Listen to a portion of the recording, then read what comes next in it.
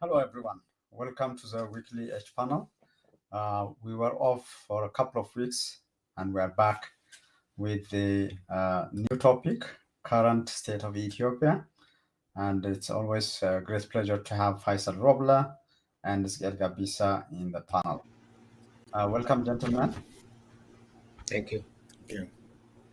Great. The current state of Ethiopia is our topic. We haven't covered um, this subject for a while, so there is a lot to talk about. But as usual, we'll start with the first part of the show. What stood out for each one of you? So Faisal, you may start today. You can go 2 weeks, 3 weeks, 1 week, whatever works for you. What stood out? What is the highlights of the Horn of Africa or Ethiopia in general? Yes, thank you very much, and happy to be with my colleague. I think in the last 2 3 weeks, so many things happened, but because we will discuss some of the issues in detail, I'll just pick two things that have stood that pertain to the Somali region. The first one is the, if you will, expected or unexpected ambush that the Al-Shabaab terrorist forces took and entered the Somali region and conducted some mission. And basically, it was the first and most devastating ambush that Al-Shabaab carried out by killing significant number of soldiers and also some key colonels. I think the number I have is as many as 6 new police colonels were killed by Al-Shabaab. But they also lost, according to the Ethiopian account, Al-Shabaab has lost as many as 800, 900 people, plus whatever has been, you know, taken as prisoners. Now, these are numbers that nobody confirmed from outside. But when somebody looks at the government's claim that they killed about 900 Al-Shabaab terrorists plus 100 plus people or soldiers that they have captured, and people estimating that Al-Shabaab is about 10,000 strong force, the Ethiopian government and the Somali regional government are claiming to have decimated 10% of which is really which needs to be verified. But the most important thing is not the death is of on both sides. The most important is that Al-Shabaab has been planning to attack the region and, if you will, Ethiopia, and this has been going on for the last 6 7 months prior to getting into the border area. And there are reports that they have already crossed to the mountains that divide Somali regional area from that of Oromia. Strategic areas that most people know as Bali Mountains, where Somalis and Oromos live.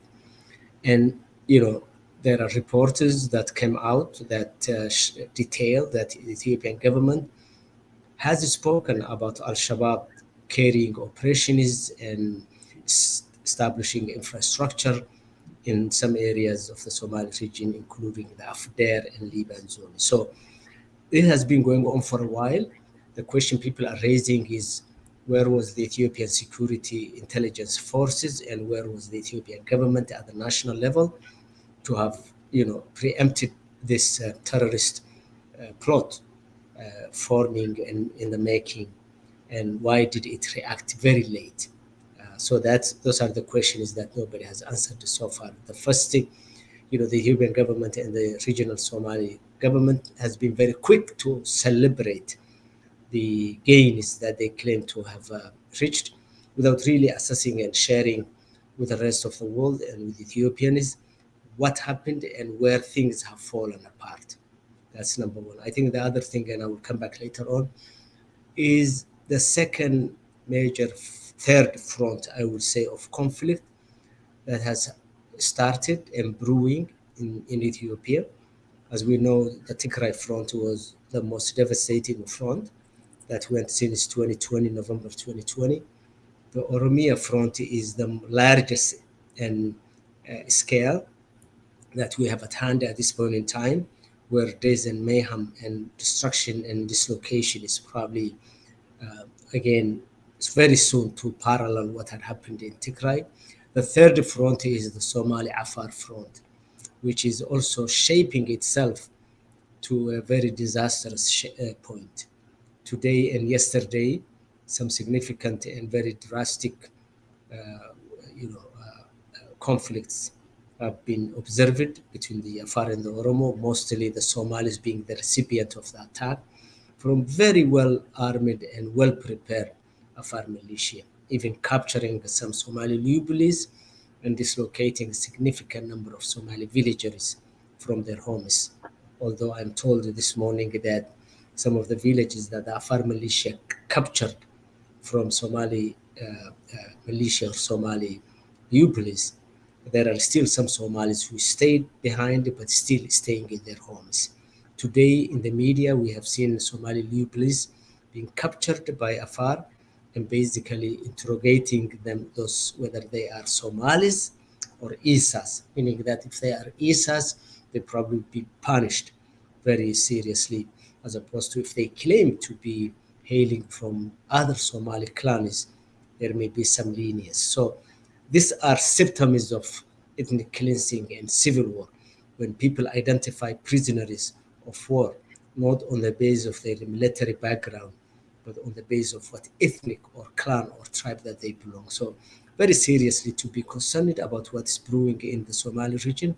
And with that, I will pass to you. Thank you, Faisal. I think the Al-Shabaab current attack in Ethiopia is something that is being followed by the West and everyone. But there is a lot of questions and answers, as you pointed out. Professor Eskel, what stood out for you during the past couple of weeks?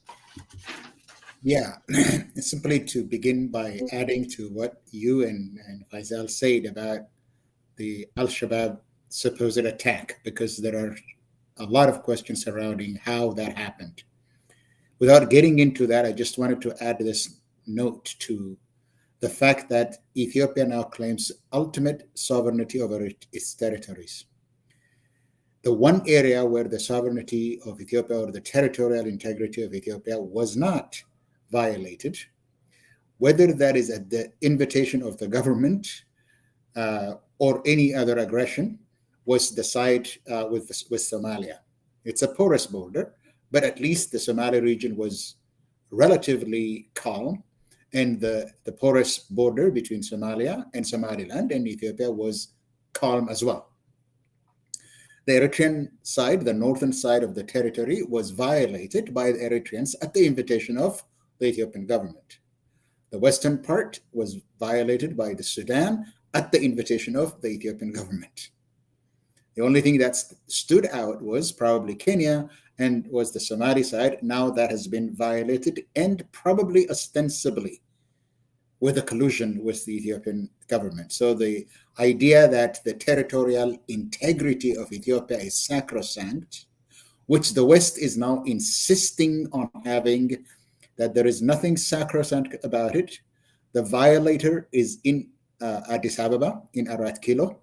It is inviting mercenaries from all sides to violate the territorial integrity. And the claim that the West is putting out, which says that the Ethiopian territorial integrity must be protected at any cost, and the West is committed to the territorial integrity, is that you don't know who is violating it, but you are holding others accountable. So I just wanted to add to that, to the external aspect of it. And I'm sure that Faisal is familiar with this idea, because sometimes you would attend the State Department where they say the sovereignty and the territorial integrity of Ethiopia. That has simply been shattered this time.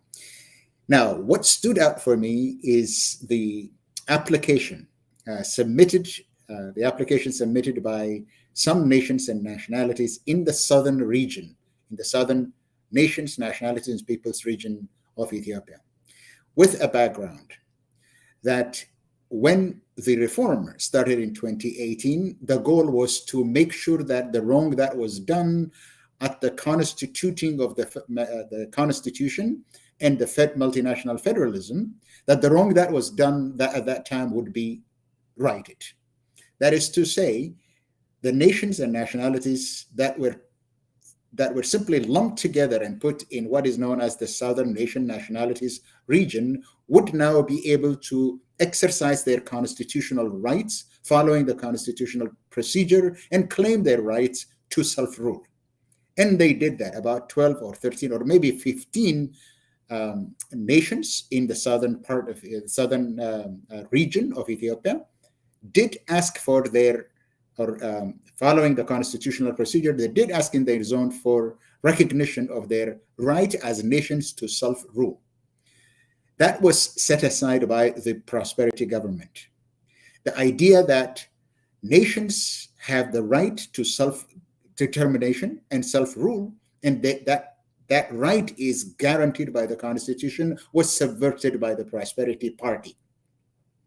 This time, it's probably the beginning of this week or last week, at the end of last week, some nations actually resubmitted, it was alleged, resubmitted their application to the House of Federation, as is required by the constitutional procedure. But what the Prosperity Party is doing with it is not allowing the nations and nationalities to exercise their constitutional right, to express their will through a referendum, and to exercise their right to self-determination so that they could self-rule in their region, as is guaranteed by the Constitution of Ethiopia, but to lump them together into what they called cluster. The Ethiopian Constitution is clear. Nations, nationalities, and peoples are entitled to self-determination according to Article 39. They are also entitled to self-rule according to Article 46 and 47, then exercise those rights as a constitutional right. The way that is exercised is that the nations who have a common language and common history and the common settlement pattern to determine where they will exercise that right, and of course express their will through a referendum, the expressed will of the people. Those are the procedures. Those are what the rights to be exercised. The notion that there is a cluster where the government, the federal government, would cluster together the nations, flatten them out, lump them together, and call that a cluster is not in the Constitution. There is no constitutional provision that says there is a cluster.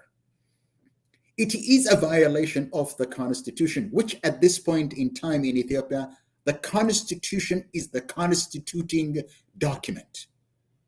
Without the Constitution, there will be no Ethiopia, because the Ethiopia that was built in the 19th century on the basis of violence and conquest and established through a right of conquest was juridically extinguished in 1995 when the Constitution was approved. The new Ethiopia is put together by this Constitution as a political community based on justice, freedom, and the choice of the people. That's what the new Ethiopia is. By disregarding the will of the people and reconstituting Ethiopia in the way the Prosperity Party wanted, through clusters, which is not in the Constitution, the Ethiopian government is shredding the Constitution that constituted the state and the Constitution that gave the prosperity power, the power or the prerogative to rule over Ethiopia. So by threading the Constitution this week and by reconfiguring the Ethiopian state the way the Prosperity Party wanted, not according to the Constitution, following constitutional procedure, that was the limit. The limit for me, that this government is a lawless government. It is going against the Constitution. It is dismantling the multinational federation. In the north, in Tigray, through war. In Oromia, through war. In other places, by an administrative fiat. It completed this week for me. It completed this week that the Ethiopian state is no more. And the architect, the agent of the destruction is the Prosperity Party. That is what stood out for me.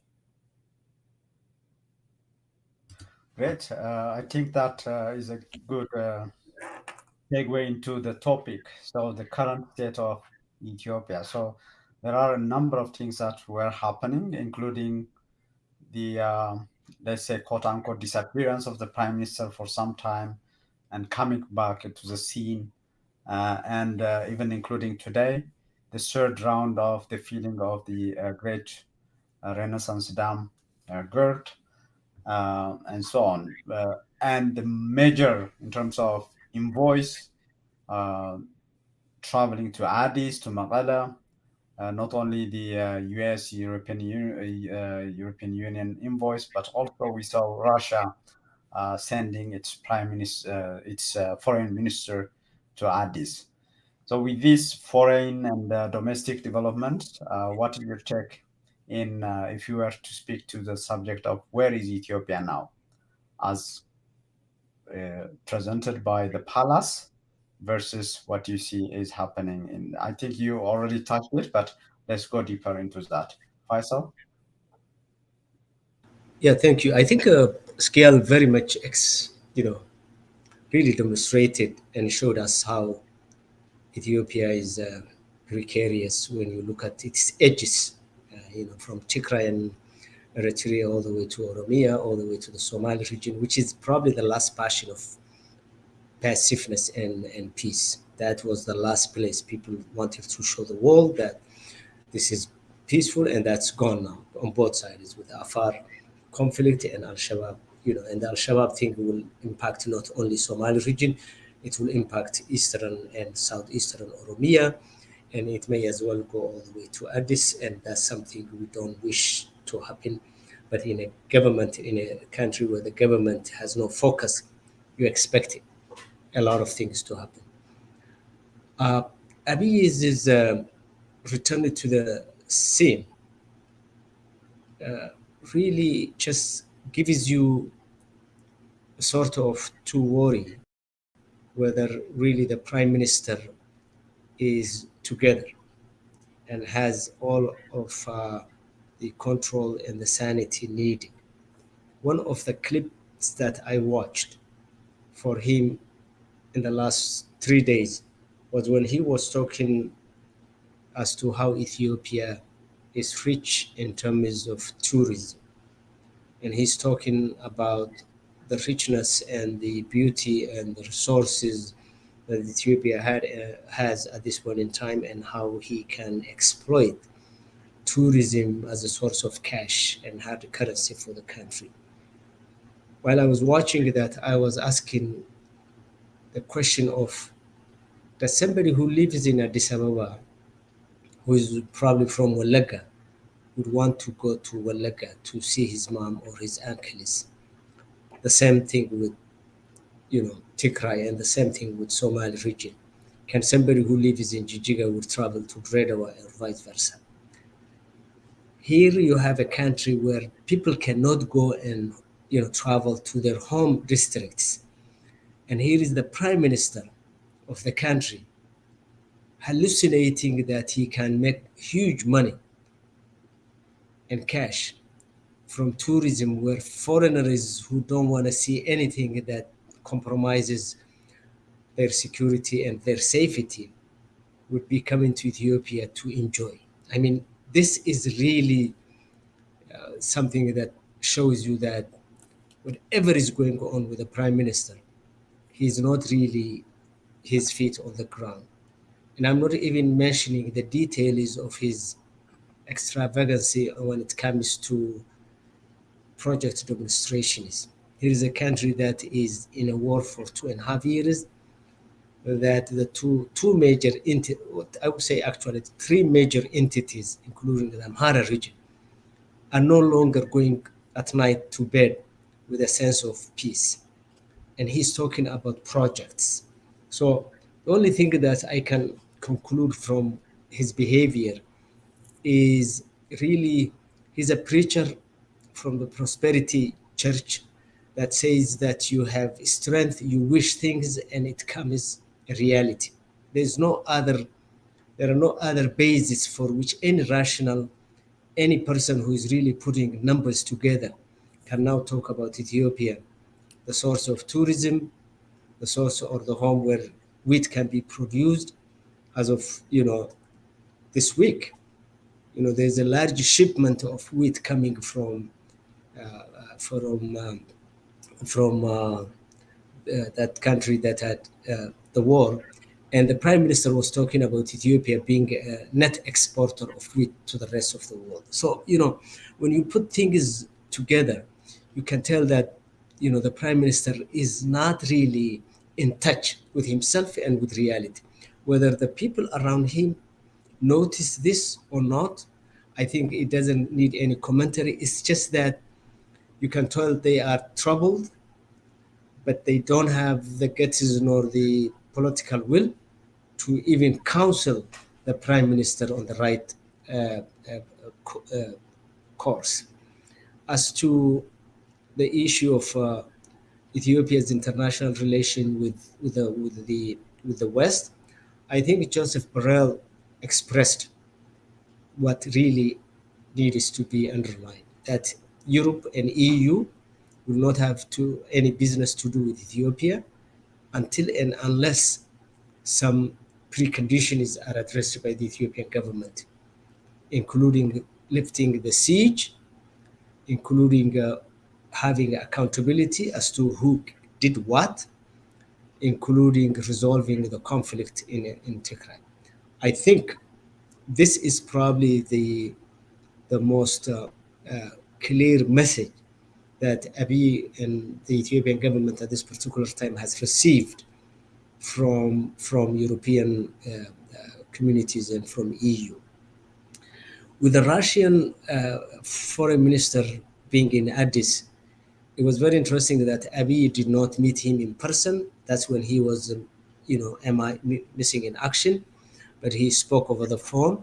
And at the same time, the U.S. envoy to the Horn of Africa, i.e. to Ethiopia, was also in town, and he went all the way to Tigray, but I haven't seen anything where he met with Abiy.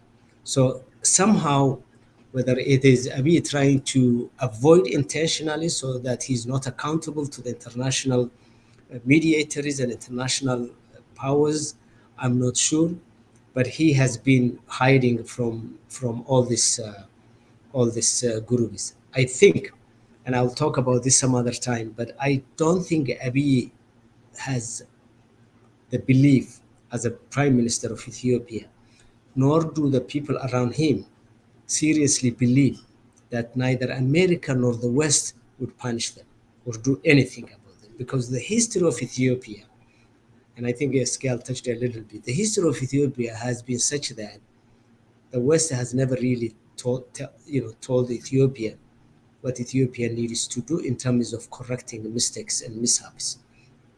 Massacre has been taking place.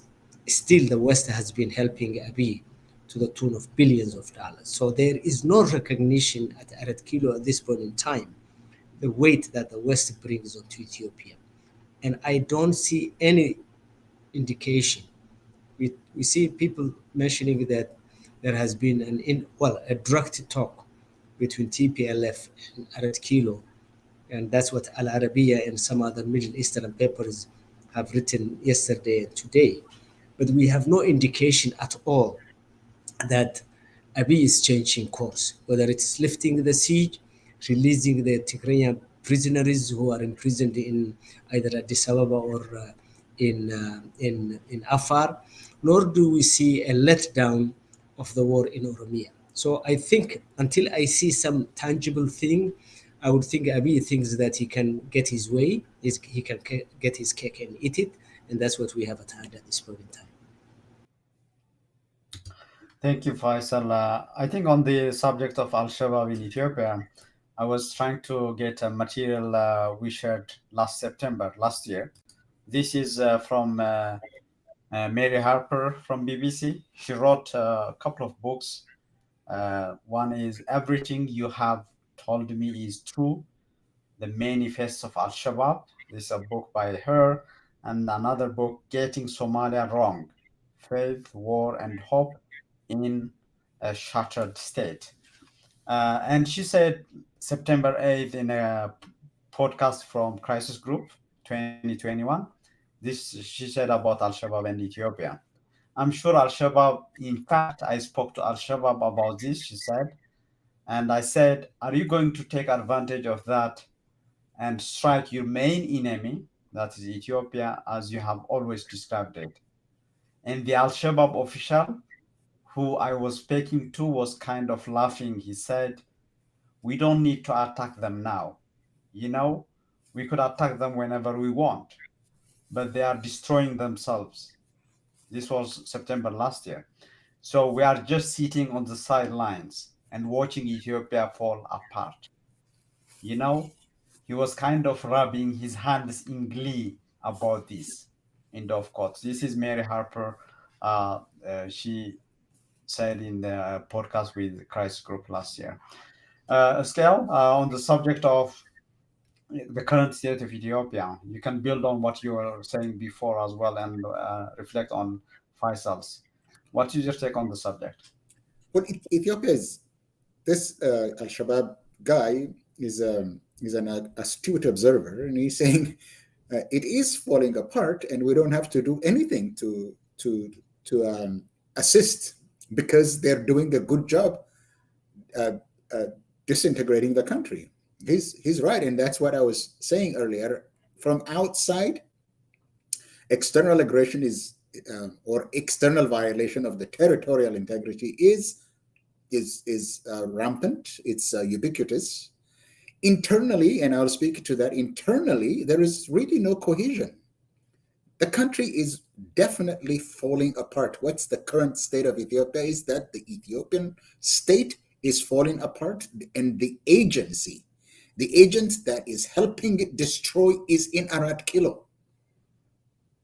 The agent that is destroying it from within, the fifth columnist that is destroying it from within, and inviting outsiders to violate its territory and even kill its own people in both the north and the west, and now in southeast, is in Arat Kilo. That is the surprising part, that people in Ethiopia, Ethiopians themselves, cannot understand, do not see the Manchurian candidate is in Arat Kilo. The agent that is destroying it is in Arat Kilo. One of the ways that he is really maintaining some semblance of presence is what he is doing right now, which many have called the PRization of Ethiopian politics.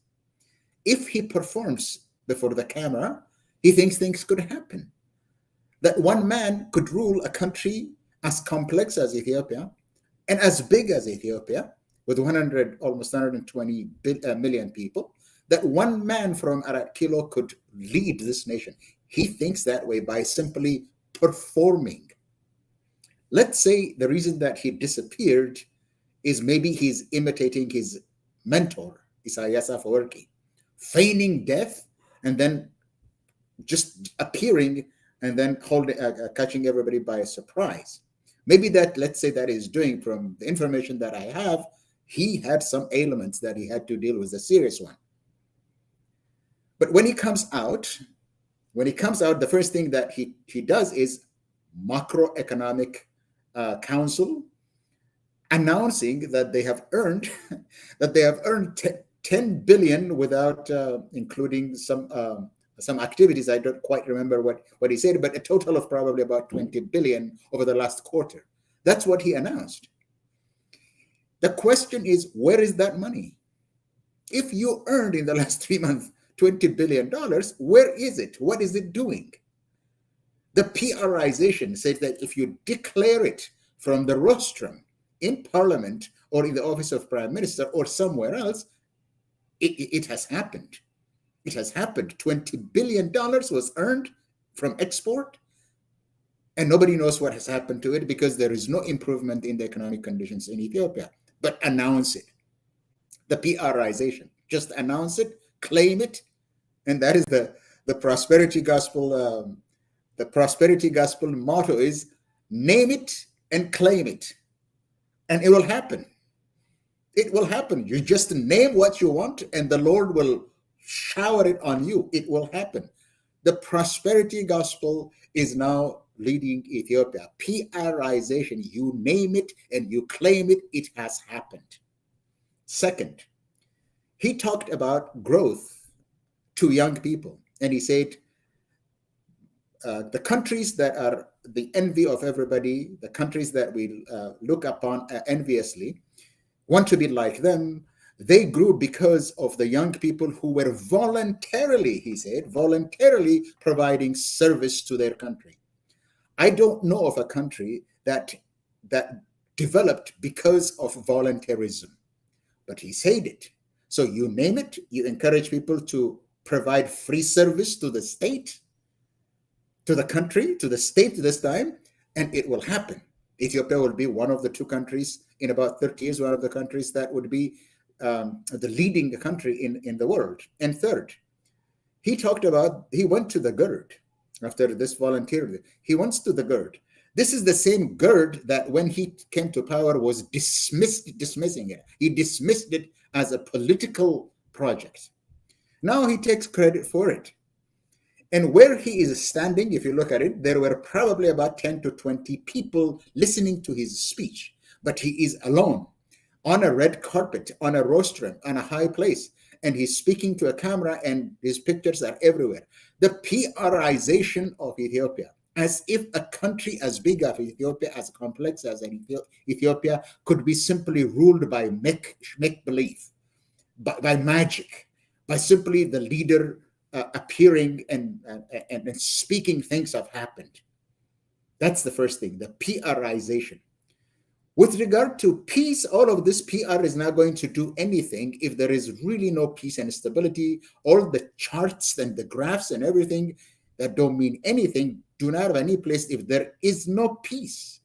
The 20 billion they say that they earned, if it is going to be used to conduct another war, another round of war, it's not going to amount to anything for the Ethiopian people. Nothing is going to change. The PR is not going to change.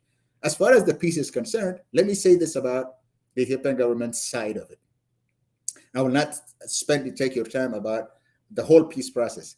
It is the Ethiopian government that 2 weeks ago announced that they will go anywhere, any venue, with any facilitator, and on any subject without any precondition, that they're ready. The man that is a security advisor to the prime minister made that announcement, and he is also happens to be a member of the committee that is designated to negotiate with Tigray.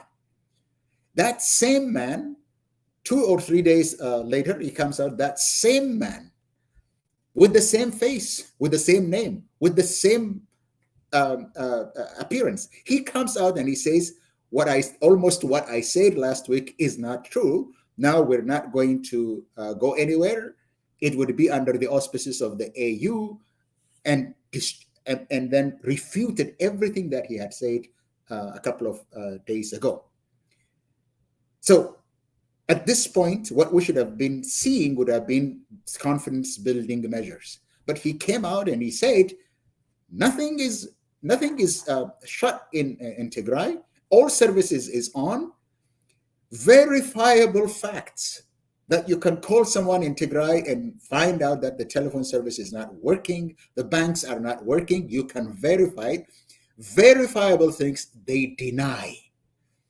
And then a couple of days later, I think it was yesterday, the government is coming out and saying what Redwan Hussein said is probably incorrect. The Ethiopian government position remains the same. You cannot negotiate peace like this because you are not credible. Those who are negotiating with you would want you to respect your own words. They're not. There is much I could say about the domestic situation, but I will stop here saying that the peace that everybody hoped for, the negotiations, or at least the ceasefire that would be codified, it's not happening because you cannot trust the Ethiopian government. What it says today, it will not hold it tomorrow. And what it calls tomorrow would not be true the next day. You cannot have negotiations if you are not a credible player. If I can add, Getachew, to that, I think as far as I see,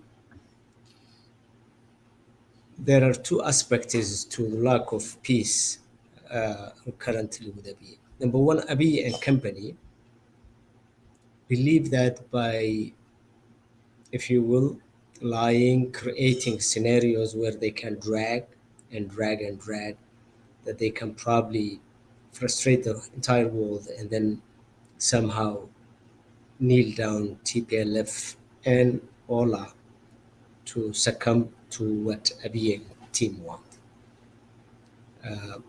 I think it's a deliberate policy on the part of Abiy and his team to listen to what the world says, to never walk away from it, but at the same time never do anything substantial. In which case, and I said this earlier, in which case they are putting a TPLF, particularly, not Ola, because Ola is fighting at this point in time, but they put TPLF on a suspense that TPLF cannot walk away from the talks, but there is zero benefit, if you will, that the Tigrinya people are getting from the stalemate. If little food let go, but in a bigger way, I think that 7 million people are locked in a place where they don't have anything. And we can imagine how many kids and mothers and elderly men and women suffer on a daily basis. Today or yesterday, I watched this clip about the hospital in Makale where a doctor tried to give interview, but he couldn't hold it. And he broke down because of what's happening and how things are bad. If a doctor who's trained to withstand the pressures of blood and suffering could behave like that, a mother of 7 kids who doesn't have anything to eat or cannot have telephonic conversation with her child in Houston or in Europe or and get money, I mean, you cannot even imagine. I think Abiy is so shrewd in a way from what we have been observing for the last 4 years. He really thinks this is a way to break down TPLF. Lead them, tease them, and then people will rise against them in opposition. And we hear pro-Abiy team is talking about this in their media, in their spaces, where they say, leave them alone. They will eat up each other. I think TPLF has fallen for the bait, and they haven't gotten out of that. And the people of Tigray for the last 2 years have suffered a lot, which TPLF knows, but they haven't developed, in my opinion, a strategy except to sit and listen. And I'm saying this from a comfort zone, yes, but I think at the same time, this is what comes to me when I see the futility of the negotiation talks. That's number one. I think the other issue I like to just with Al-Shabaab, it's a very serious thing. On the one hand, as Mary was saying, Al-Shabaab has been studying Ethiopia, and they have been very careful when to take an action and when not to. Number one, the region where Al-Shabaab came through to enter Ethiopia and the Somali region is the same region where the Ethiopian contingent of AU protects and observes. The corruption of the Ethiopian soldiers in Somalia is unheard, from what I learned from sources who are close to that. They are corrupt. You can literally buy out the loyalty of the Ethiopian soldier in Baydabo in that area. Al-Shabaab is known to use cash to bribe. As we used to hear how they bribe Somali soldiers, they bribe AU soldiers and AMISOM and ATSAM to the extent that they also bribe Ethiopian soldiers. Although I cannot say that bribe was a cause, but it is for the Al-Shabaab to break into the Somali region, it's a question to be investigated. What had happened on the front where the Ethiopian troops are supposed to be protecting Somalia, let alone the Ethiopian side. At this point in time, we are hearing that they established the bases, and where will those bases go from this point on? We cannot tell. I think the Ethiopian dilemma is one that we understand when we sit here. Scale understands very well. I understand. You understand. A lot of people understand. Ethiopia's problem is deep, deep, that requires a philosophical approach to over 150-year, if you will, and older, if you will, colonization, feudalism, what have you. You cannot undo and wish away the Ethiopian conflict by just showing Abiy's PR kind of thing. You cannot really get out of the quagmire by playing PR. Abiy believes that Ethiopian people love each other. There's no problem. Very few elites hate him, but by showing good faith and good, seminars and good talks to the young, he will outshine this and get over the hump. That's not the case. As the first issue that Scale raised attests, Ethiopia's problem is deep and endemic. It has roots with the social, political, and nationality questions, which has never been solved. And when the Gurage issue came and other southern groups, of course, the constitution of Ethiopia talks about nations, nationalities, and peoples. A nation can be 1 million people. It can be 40 million, like the Oromo. It can be 10 million, like the Somalis. There is nothing, no number attached to who gets their own state according to the constitution. What the constitution guarantees is self-rule, as Asgal said, and self-government, which is the ultimate sign of democratic freedom that people can have.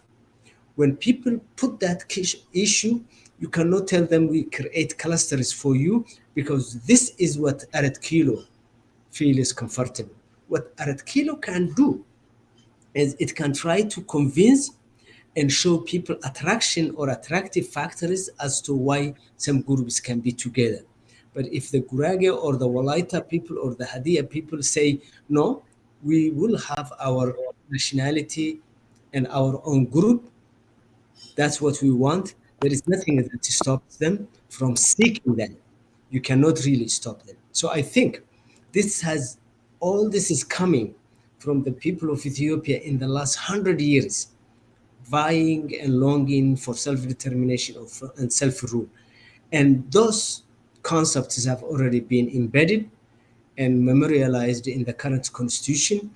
The debate and the fight, not only them, but the fight in Oromia, the fight in Tigray, the fight in other places, is what happened to the words and concepts that have been institutionalized in the constitution, where the people want to seize that moment, but Aret Kilo doesn't want. And I think that conflict will really drag Ethiopia into what a lot of people are afraid, including international observers, which is a total disintegration of Ethiopia. If you cannot really try to arrest and address the problems, there is nothing that's unique about what some people call Ethiopian exceptionalism. Ethiopia is no different than any other country where injustices and social inequality has been the rule and the norm. And that has taken its own steroid in the last few years. Since Abiy came to power, the people's search for self-rule has been suspended. And the more you suspend that interest of the people, the more they will fight back and probably undermine the rule of law that Abiy would have liked to utilize and use in order to run this country. So I think we are in a very bad shape. I don't think the Aret Kilo team is addressing the real issue that Ethiopia is faced. And I don't think you can lie your way out in terms of the economic situation, in terms of the number. Those are really very frustrating for people who are observing. And everybody sees this, even the mother who can no longer buy a bottle of oil understands that you can no longer lie to her in her face. The only point is they don't know how way out. I think people are stuck in a quagmire where they don't see a leadership to really come out and say some mishap have taken place. This is how I'm going to resolve the Tigray conflict, or this is how I'm going to resolve the Oromia, entanglement. There is no leadership except to say, if anybody raises a question, we will use military means. There's no other leadership solution that Aret Kilo is offering to the Ethiopian people, and that may lead to a very negative territory. Thank you, Faisal. On the issue of lying and PR, I think, Gail, you were mentioning about this, I think, optics, so to speak. And one thing that many people are asking is, isn't it working for the international community in terms of, for example, we mentioned about all envoy, at least the major envoys, European and US, and including some ambassadors, representatives from Canada, Italy, were in Magala. And one thing that came in the discussion is even Obasanjo suggesting that Eritrea should be part of the peace talks and so on. So there are people who say that whatever Abiy has been doing over the last 4 years seems to work with the international community, just ignoring, delaying the determination of genocide, for example, among other things and so on. So with the time we have, how do you see things might play out? When will be the engine running out of fuel, running out of this PR fuel, so to speak? Scale?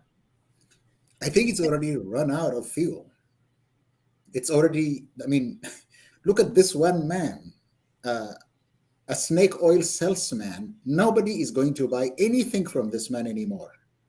Not Tigray, not the Oromo, not the international community. They know it full well that he is incompetent, he doesn't know what he is doing, and that his word cannot be trusted. Everybody knows that. People are already tired of his preaching. His examples, like the exotic examples, that we are already tired of him. But the people that have to seriously engage him, they cannot trust him anymore. Now, what does he want with Tigray or the rest of Ethiopia? Of course, the general contours of what he wants, we know. He wants to be the king of a united Ethiopia. He probably wants to be immortalized in history as the man that pulled Ethiopia from the precipice of disintegration. That's probably what he wants, without really understanding the history of Ethiopia and without really looking at the trajectory of how the dynamics of political contradiction in this country might proceed. He doesn't pay attention to that. The fact of the matter is that if he cannot make peace now, if he cannot sit down and negotiate with Tigray, he's going to run out of time. He's going to run out of time. But he doesn't have the war-making capacity or capability that he had at the beginning of the Tigray war in November 2020. The Ethiopian military, the Ethiopian National Defense Forces, they are tired. The first engagement had hollowed out the Ethiopian military. Now they have new recruits. They have recruited people who are unemployed, people who have joined the army simply to find employment because they have no other recourse. They have taken them to the military training camps, they have trained them, and they're not even paying them. Because of that, the Ethiopian National Defense Force, regardless of what Abiy is saying, and they're training some 300,000 people, is not an effective fighting force. It will not be a battle-hardened, effective fighting force anytime soon. It doesn't have the morale that would be needed to be an effective fighting force because there is no reason to fight anymore. People are tired. The generals, when they meet once a week at the Bishoftu, and they slaughter goat and eat that and drink, and when they are filled with food and drink, they talk. And from what I understand, that the generals are fed up. They don't want any more war. The generals don't want to go into a general war. He doesn't have the equipment that he would need to engage the Tigray or any other army because he has exhausted it. It's only 2 weeks ago that they got about 6 containers of rifles through the port of Djibouti, and that does not include artillery or tanks. He doesn't have the equipment to go to war. He doesn't have the military to go to war. He doesn't have the military that has the morale to go to war. But he is PRing. The PRization is going in that area as well. He knows that there is no fighting force, but he wants to push Tigray to the limit, not because he wants war. He wants to convince, and I'm going to say this, he wants to convince the Tigrayan leaders that they should not consider going back and joining Ethiopia. He wants to push them out. That's what he wants. That's what Abiy wants. He doesn't want the war, but he wants to make it difficult for them so that they opt for secession. That's what he's doing. That's what they are talking about. Look, to go to war, you need not only a military, but you also need a political cohesion.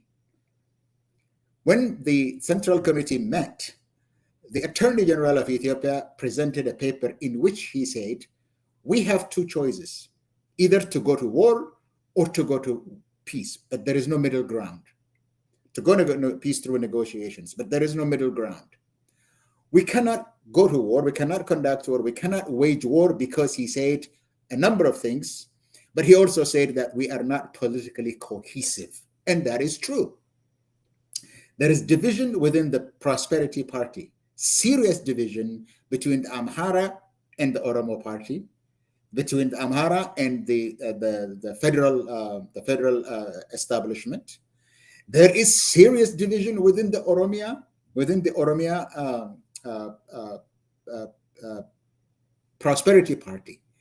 So there is division along ethnic groups, and there is division within the ethnically specific Prosperity Party. Without a political cohesion, you can't go to war. You can't go to war. There is fracturing. There is fragmentation within the political system. So your question was, when is this going to end? It's already ended. Nobody listens to this snake oil salesman. No one is listening to him. He is like a prophet talking in the wilderness, just as the picture is showing. He's talking to nobody listening to him, even his own supporters. Even his own supporters, and I know what I'm talking about. His own supporters are tired of him. So the PRization of politics that he wrote a book on, Irkaban November before, and has been using this with the militarization of politics and the commercialization of politics. He has run out of money. He has run out of the military. He has run out of PR right now. That is the state. It's already there. Great, thank you. Faisal, on the same question. Reminded me the question.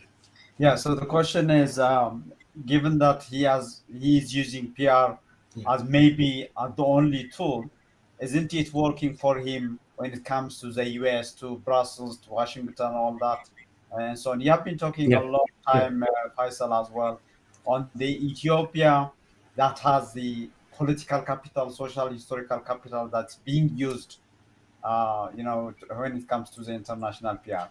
Yeah, I think Scale touched. I think, given the last 4 years that the West has been dealing with Abiy, the first 2 years,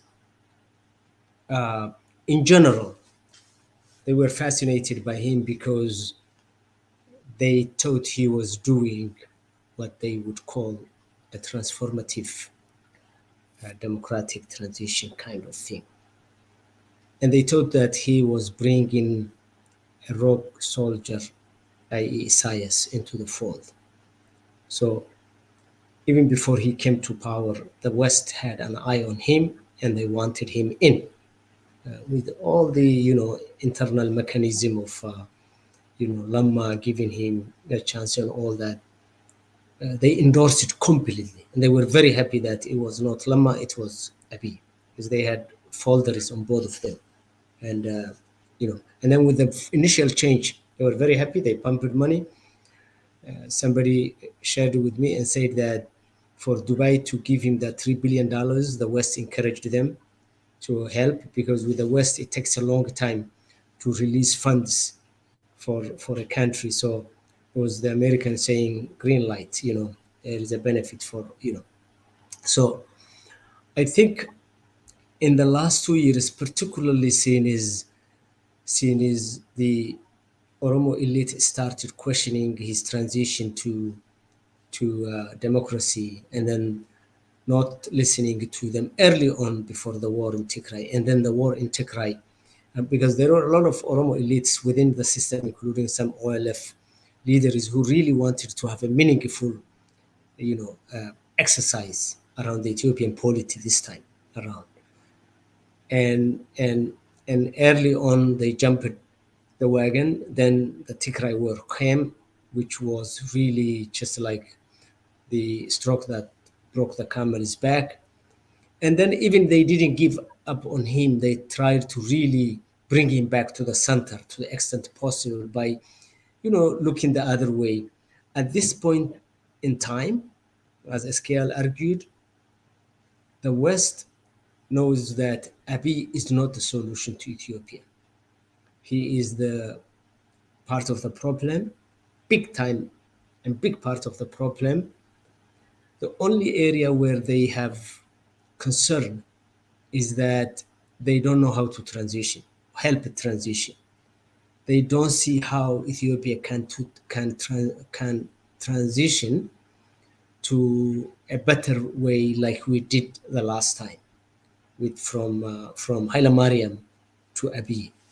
That was a well managed because of the Cairo's peaceful demonstrations, because there was no much bloodshed. Of course, youth died, but it was something that people can say this transition was cleaner, and there was a continuity of the political system that everybody expected. EPRDF would be reformed, TPLF would stay in the system, different parties will probably come together and then divide if they want along with the, according to the constitutional process. That didn't happen.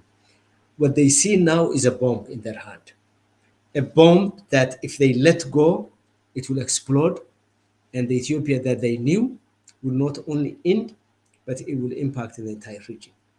Behind the scene, what I understand is they are talking about how, quote unquote, Abiy is not a normal, those are the words. They don't want to say crazy or whatever, we say that, but they say how unconventional and not normal politician he is, which is a diplomatic way to say this guy is not doing the right thing.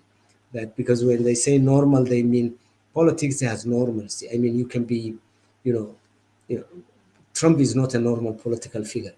Abiy is not a normal political figure. So now, whether you assign value to say he's crazy, he's this and that, that's a different thing. And a lot of people think he's crazy. A lot of people think he's more religious than politician. A lot of people think he's more, destructive to the Ethiopia that some people know. A lot of people think that he wants to destroy Ethiopia and then be the king. So all those, but not normal. So I think they see that.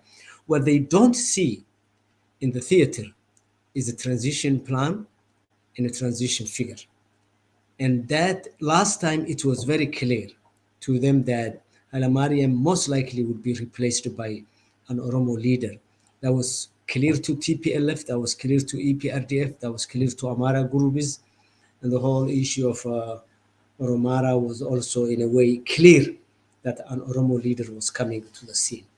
At this point in time, Abiy wasted that chance. There is no clarity as to who will replace. If they can get a clarity, it's my thesis that they can probably relax. And one thing I'm sure is that at this point in time, they are studying the landscape and the terrain and see how a transition or the lights of transition can emerge from the ashes that have been created.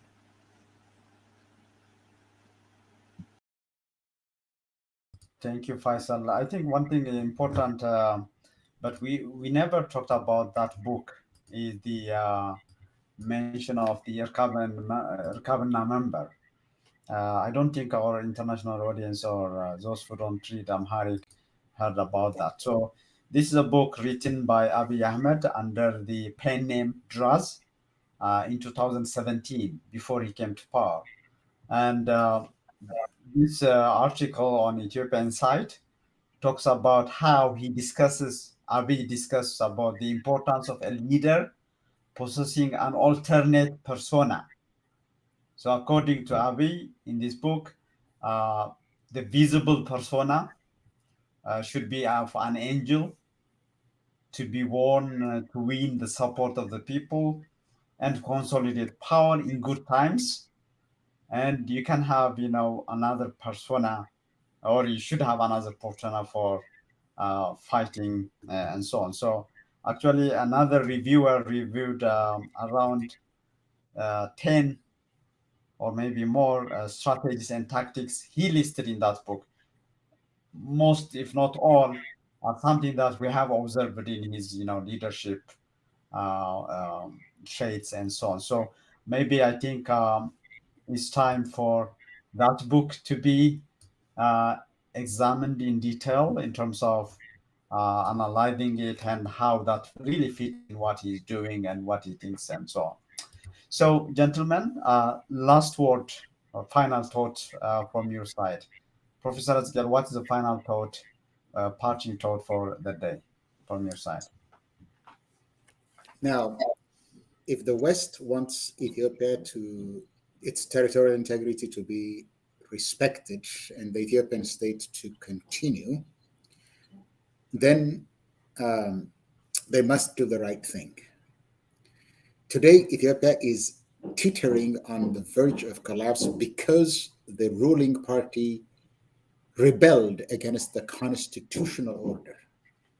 But there is no one to hold it accountable for that. Ethiopia cannot continue without respecting the will of the people.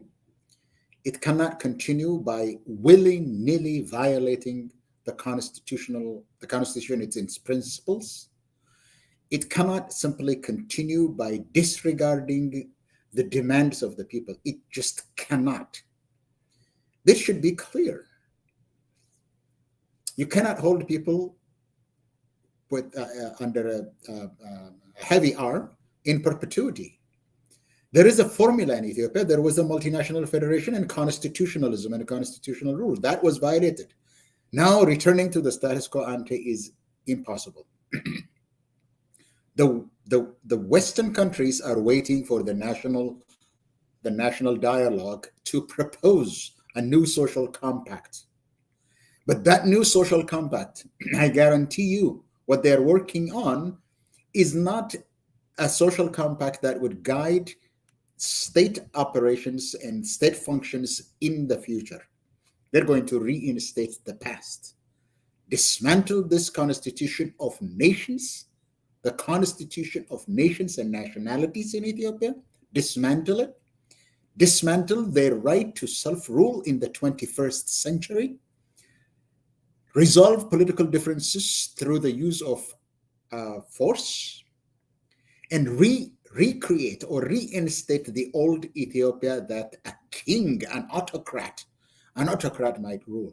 This is not going to happen. So the national dialogue that they're waiting for eagerly to restore some semblance of order and probably peace in Ethiopia is not going to deliver that result. The West must recognize that. So what we need to recreate the new social compact is to build on the existing foundations of the constitution of nations and nationalities, not of a unitary state ruled only by one ethnic group. That's not going to work. It hasn't worked in the past. It's not going to work in the future. So we need a new social compact in that country that will redefine the relationship between the federal government and the regional states through a constitutional process. When I say redefine the relationship between the state, what I am saying is even the multinational federation that existed up to 2018 itself is not going to be enough. So what we need is a recommitment to the principles, the constitutional principles that existed in the constitution, and respect the long-standing aspiration of Ethiopia's nations to live in peace in a democratic state committed to equality, justice, liberty, and human dignity. Only this could fulfill the expectation of the West to maintain the territorial integrity of Ethiopia. The other alternative, the imposition of the will of an autocrat on the Ethiopia's nations and national, is a sure way to lose Ethiopia altogether. Thank you. Thank you, Zgal. One thing maybe we should talk about is the oligarchy tendencies that we are seeing. Maybe that's how he's keeping power as well. That's a subject for another day. Faisal, your final thoughts for the day? I think Ethiopia has morally and in the hearts of many people has already disintegrated. I mean, what is there to attract a Tigrenya average person to love the country called Ethiopia, unless it is the prehistoric Christian principalities? They were not even a country at that time, they were principalities prior to Menelik, unless they have attachment to that. What had happened within the last 2 years, I think it's something that may not bode well for an average Tigrenya too long for one Ethiopia. I think the Oromos have always had big grievance against Ethiopia and the system that it established under Menelik and then Haile Selassie and then the Derg. And as Gail debated, maybe there was a glimmer of light that came out in that constitution, but that has been rolled back by Abiy. So there is nothing to show to them to bring them back. So we are waiting for that big, kind of, if you will, roadmap to show to them to say, hey. And I think that's what Skayal is talking to.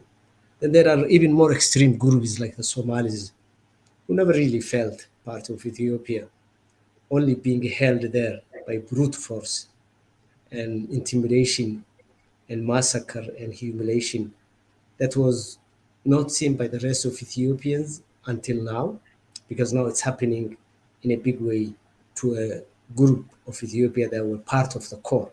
What used to happen in the peripheral regions in the south is now happening too.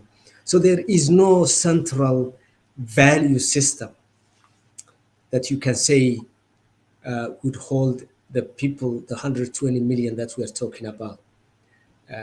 And the little thing that existed was mainly local. There was the Somali-Oromo relationship, there was the Amhara-Oromo relationship, there was the Amhara-Tigrenya relationship here and there. And those have been to a degree suffered by this current government to just root out that communal connections that we had in the past. Now, I think the West, in my opinion, and I'm a critic of the West when it comes to Ethiopia, always did wrong with 120 million Ethiopians. Historically, if we go, and we don't have the time, but the history of the West, particularly America and England, is that they always maintained the status quo. Haile Selassie, Mengistu Haile Mariam, Mala Zenawi, Haile Mariam, and now. I think the only way that the West can probably do something positive is to support the people of Ethiopia to seek a solution through a constitutional, democratic, multinational constitution that they can strengthen what they have.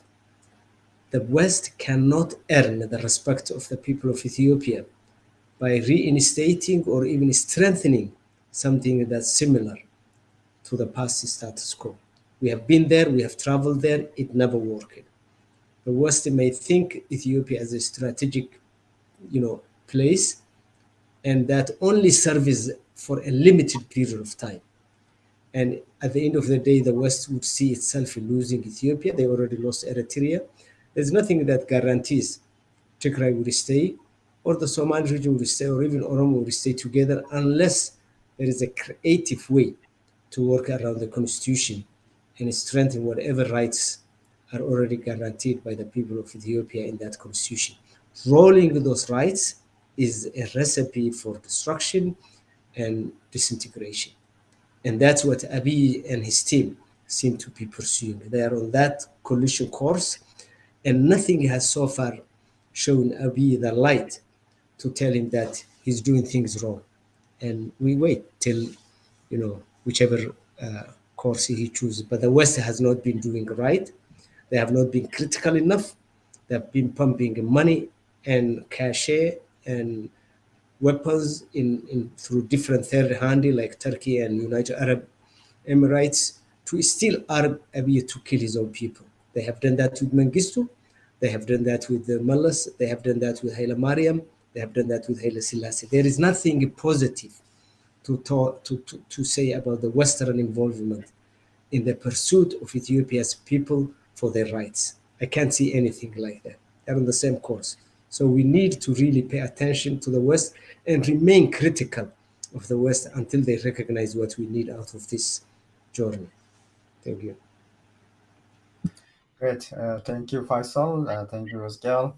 And with that, we end today's show. There are a number of loose ends as usual. We will be following these leads as they unfold in the coming weeks. For your time from here, thank you so much and good night. You have been following UMD Media's weekly show, H Panel. We were off on vacation for the past 2 weeks. We are back now and we'll continue with yet another episode of H Panel. Thank you for following us. Have a good one.